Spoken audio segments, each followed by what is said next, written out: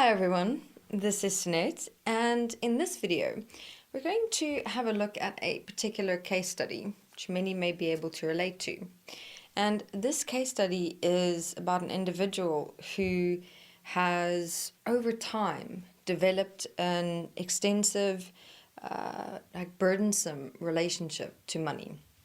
And burdensome meaning, living almost in constant petrification, fear, worry, anxiety, stress, and conditions in their life, did allow for, those type of emotional reactions to arise within them in relation to we're struggling to find a job, making ends meet, surviving, day by day. But until eventually the individual did get a job and made enough income to be able to make it through the day, through each month. Their basic needs were attended to.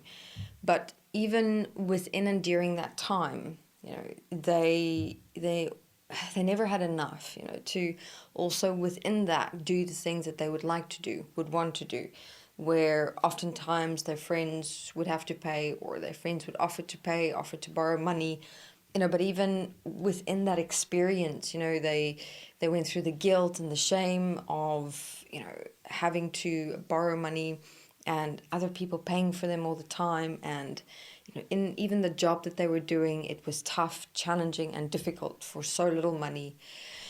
So, this is something that many, to some degree or another, can relate to. It's the focus point within this recording is your relationship with money, right? And even with conditions in your everyday life being challenging, okay, it is going to become even more challenging if it is and becomes an emotional burden within your mind. Now, this process is not necessarily going to be easy to walk through, but it will assist and support you to, just for a moment, take that step out of where you're at in your life right now and what your emotional state within your mind is right now when it comes to money, and may just clear the skies, for a moment, to be able to sit back and look at your life, look at your relationship with money, your relationship with people, and start planning your future. Start opening doors, start knocking on doors, start networking, start putting yourself out there more to get yourself and your life moving.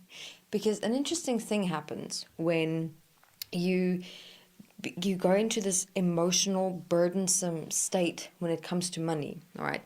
And it looks quite interesting interdimensionally physically when you look at a person's mind. It's kind of in that state. What also happens is you've got this round ball, okay, centralized in your head. And in that round ball, imagine that you see this dark, smoky substance, different shades of brown and gray and black, really just dark, okay, like dark, stormy clouds.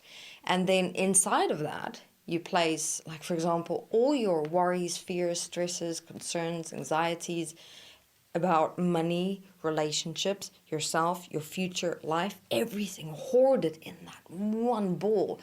Obviously, if you're going to live in that state in relation to everything that's going on in your life, inside your mind, inside yourself, inside your body, that's going to create an immense amount of pressure within yourself to the point where you're going to lose yourself.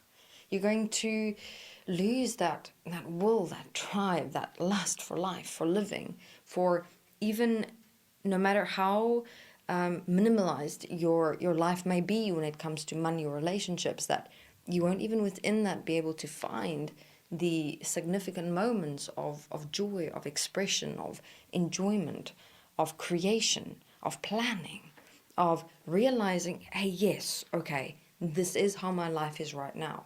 But what can I do with who I am right here, right now, with what I have right here, right now, and start putting myself out there, start reaching out, start planning, start creating, start moving. This is the one thing that we've got to realize within ourselves and our lives. We tend to sometimes, when our mind creates this hoarding of problems, fueled with emotional experiences, we lose touch with the fact of movement, the fact of creation.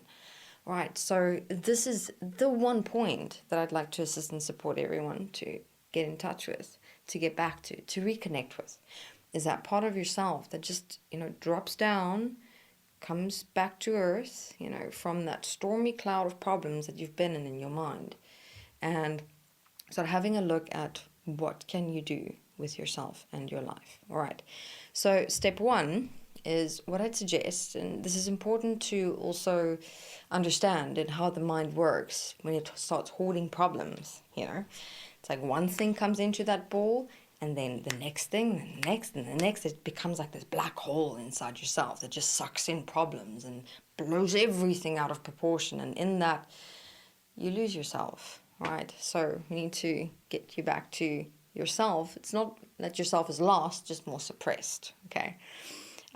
So what we suggest is have a look at listing all your problems, right? Money problems, relationship problems, family problems, future problems, your everyday life problems. List each one, and you can do it in a hierarchical order of, which problem is more intense at the moment within yourself and your life.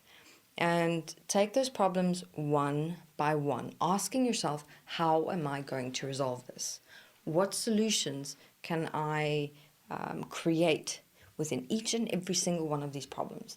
And you look at each one of those problems on those lists, not as a problem. You want to become creative and innovative in finding solutions for them. Even if it means you've got to reach out to people and ask for help, ask for support and assistance.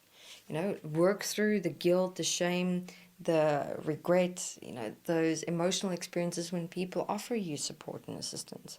Realize that sometimes we're going to be at stages or phases in our life where we do need to reach out and ask for help. But realize that it's just for that moment, just so you can get yourself back on your feet. When your friend does offer money, for example, tell them, thank you, I will accept this offer, but this is my plan. This is how I'm going to be working with this money. This is how I'm going to be using it. This is my goal. This is what I want to reach. All right.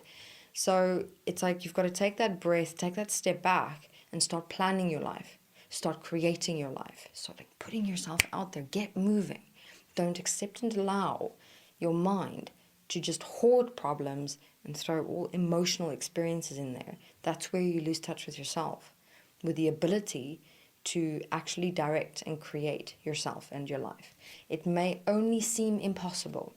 It may only seem like, you got this little voice in your head coming up saying, oh no, it's useless.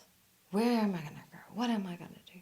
I've got nothing. I've got no one. That little voice, that's coming from that horde of problems and emotional energy that's taking over your mind, that's taken over yourself.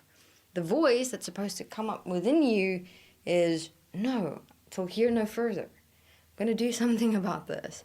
I'm going to find solutions. I'm going to get myself out of this experience that I've created for myself in my life in this given time. All right, so this then here for this video to assist and support those, with an experience where you find yourself in your mind and your life at a point where your relationship to money especially, it becomes so emotionally burdensome. First step is to get yourself out of that emotional energy.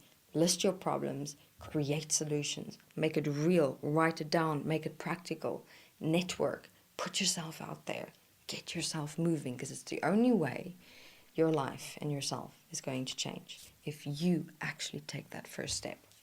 All right, thank you very much.